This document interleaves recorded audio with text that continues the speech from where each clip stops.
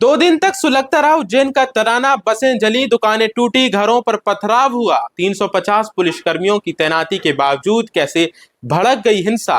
क्या एक व्यक्तिगत विवाद ने पूरे तराना को आग में झोंक दिया? और अब हालात कैसे? कितने गिरफ्तार हुए, कितने हिरासत में? आइए समझते उज्जैन के तराना में हुई हिंसा की पूरी कहानी। नमस्कार, मैं आदर्श पांडे और आप देखना शुरू कर चुके हैं दा लपेटा। मध्य प्रदेश के उज्जैन जिले के तराना कस्बे में 2 दिन तक एक तनाव और हिंसा का माहौल बना रहा। 1 दर्जन से ज्यादा बसों, करीब 9 कारों और कई दुकानों में तोड़फोड़ की गई। एक बस को आग के हवाले कर दिया गया, जबकि कई घरों पर पत्थर, लाठी डंडों और हथियारों से हमला हुआ।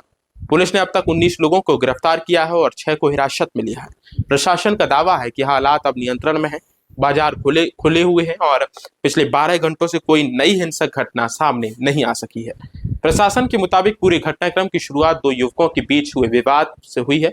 बजरंग दल से जुड़े शाहिल ठाकुर और काजी चौक निवासी सलमान बेग के बीच बताया जा रहा है। दोनों के बीच पहले से तनाव था।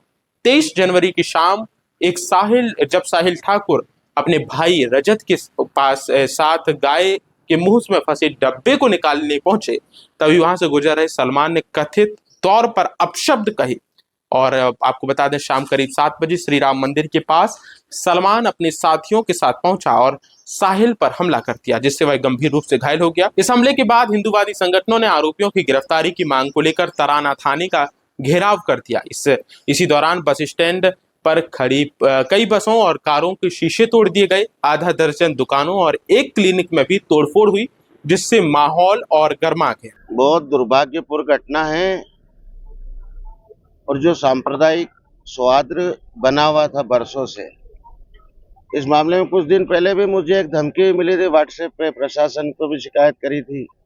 तो क्या पता उसी तार जुड़े हो शिवरात्रि में एक जो महोत्सव होने वाला है, और शांति की अपील है सभी नगरवासियों से, अपना क्रोध और संयम में रखें, नियंत्रण में रखें।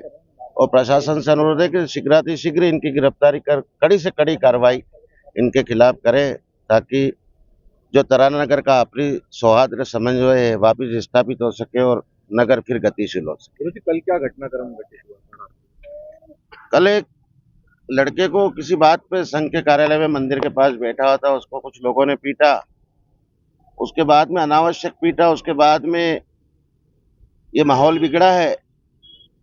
आज दिन में भी स्थिति असामाजिक तत्व सक्रिय हो रहे हैं और प्रशासन से निवेदन है शीघ्र इन पे कड़क कार्रवाई कर कड़ी से कड़ी, ताकि नगर वापस अपना गतिशील हो सके। और आगामी शिवरात्रि का महापर्व आ रहा है और एक बड़ा समारोह भी इस अवसर पर है, ताकि सफल क्रियान्वयन हो सके और प्रशासन को शीघ्र और कड़ी एक्शन लेने की जरूरत है। आखिर स्थिति सामान्य क्यों नहीं हो पा रही कल रात का? क्या कारण है? कौन लोग ज्यादा उग्र हो रहे हैं? अब उग्र तो आप मेरे मुंह में क्या डलवाएंगे शब्द, उग्र तो वही हो रहे हैं और जगह जगह ये कोशिश हो रही है। क्यों आज बसंत पंचमी का दिन भी ऐतिहासिक दिन है हिंदुओं का, और कुछ दिन पहले मुझे धमकी भी मिली थी, प्रशासन को शिकायत भी करी थी, और कहीं ना कहीं तार जुड़े हो सकते हैं। तो इसमें प्रशासन से फिर है कि कड़ी से कड़ी कार्रवाई की जाए, ताकि स्थिति फिर संभले और समन्वय स्थापित हो सके। सामान्य दोनों पक्षों से हमारी बातचीत चल रही है। कुछ 15-20 लोगों को हम लोगों ने ऑलरेडी हिरासत में लिया हुआ है। कल के प्रकरण में 5 लोग गिरफ्तार किए गए और इसके अलावा लगातार हमारी पेट्रोलिंग पार्टियां घूम रही हैं, भ्रमण कर रही हैं। पुलिस बल हर चौराहे पर तैनात है, बल वॉल्टल की सामग्री के साथ। और मेरा आप सभी से अनुरोध है, किसी भी प्रकार की कोई अफवाह पर ध्यान न दें। अगर किसी भी प्रकार की कोई सूचना आप लोगों को मिलती है तो तत्काल हर चौराहे पे ऑलमोस्ट हमारा पुलिस पॉइंट लगा हुआ है, उसको सूचना दें, तो वहां पर और भी बल की अगर आवश्यकता होगी तो वो पहुंचेगा। स्थिति वर्तमान में सामान्य है और दोनों पक्षों को मैं यही अनुरोध करूंगा कि किसी भी प्रकार की अफवाह पर ध्यान नहीं दें।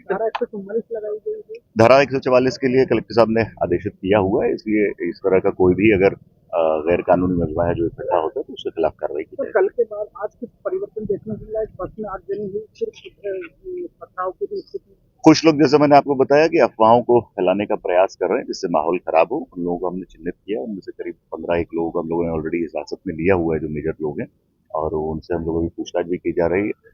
मैं पुनः जनता से अनुरोध करना चाहूंगा कि इस तरह की किसी भी अफवाह पर ध्यान न दें। अगर कोई आपको सूचना मिलती है तो तत्काल नियरेस्ट पॉइंट जो आपके चौराहे पर लगा हुआ है उसका उपयोग कराएं। अभी क्या क्या बल तैनात किया गया है? अभी हर पॉइंट पे बल लगा हुआ है, हर चौराहे पे हमारी पुलिस तैनात है।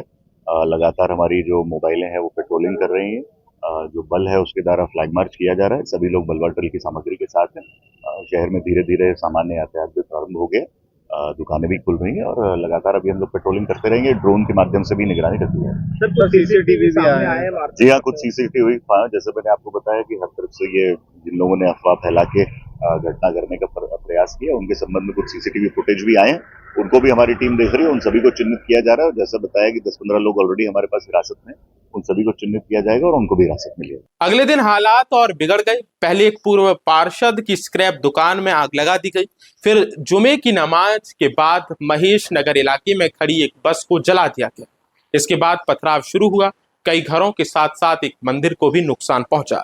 देर रात तक अलग अलग इलाकों में हिंसा की खबरें आती रही। लकड़ी की टाल में भी आगजनी की गई। स्थिति बिगड़ते देख कलेक्टर रोशन सिंह, डीआईजी नवीन भसीन और एसपी प्रदीप शर्मा भारी पुलिस बल के साथ सड़कों पर उतरे और फ्लैग मार्च किया। पुलिस लगातार गश्त कर रही है और बस जलाने वालों पर कार्रवाई हो रही। घटनाओं में अज्ञात आरोपियों के खिलाफ केस दर्ज कर जांच जारी है।